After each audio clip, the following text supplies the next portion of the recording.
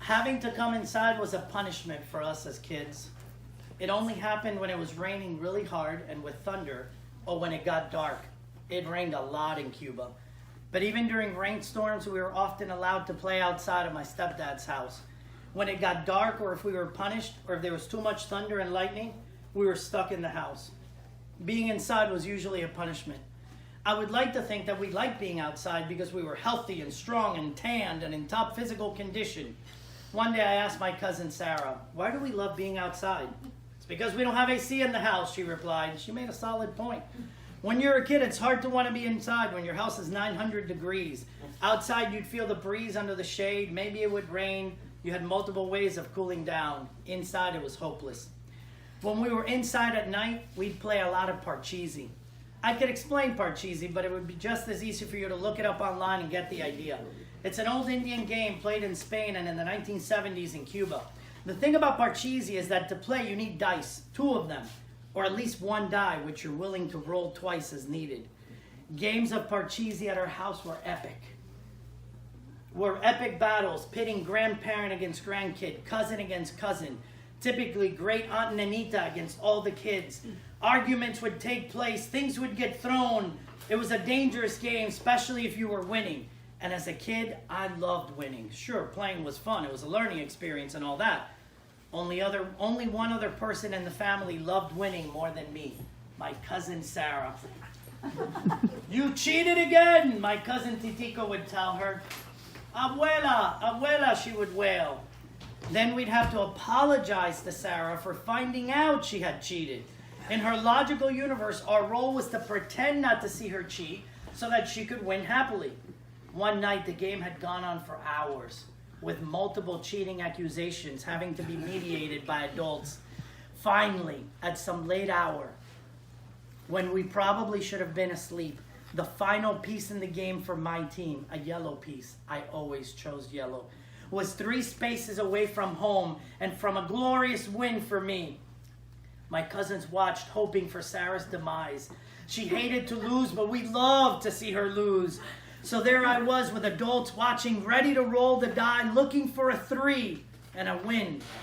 Sarah looked at me with the look of, "Listen, bedwetter, don't you dare roll a 3. I understood the look, but I rolled the die anyway, and it bounced, and in slow motion, I could see it. We all could, settling on a 3. And right as the die was about to stop moving, something came out of what seemed to be the sky itself and plucked the die right from our eyes. The die vanished. It disappeared, evaporated. It was like the Assumption or like the Ascension. It was a mystical event. And my cousin Titico and Edgita and I stood up in awe, aghast. "How?"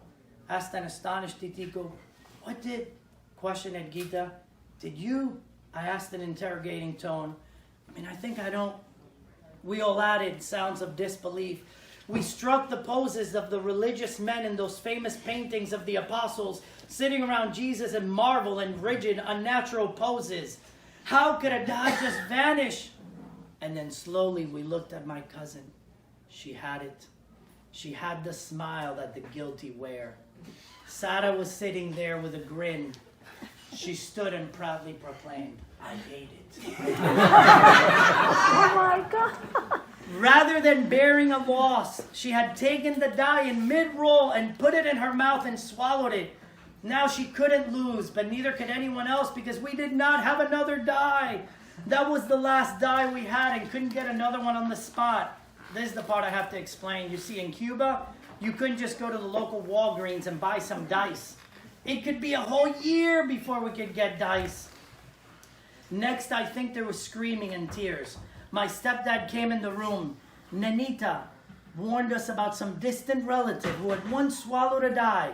Unfortunately, it had blocked her intestines, and she had to have emergency surgery at Calixto Garcia Hospital in Havana. People in the room told her, "Shut up, stop scaring the children." While I don't remember who it was, I remember the plan for me. The plan to retrieve the die.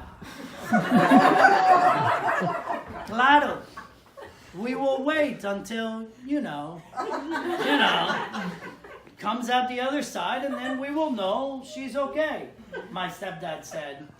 I don't remember how many days we waited, but I do remember playing Parcheesi again a week or so later with a shiny and clean die that was not purchased, but retrieved.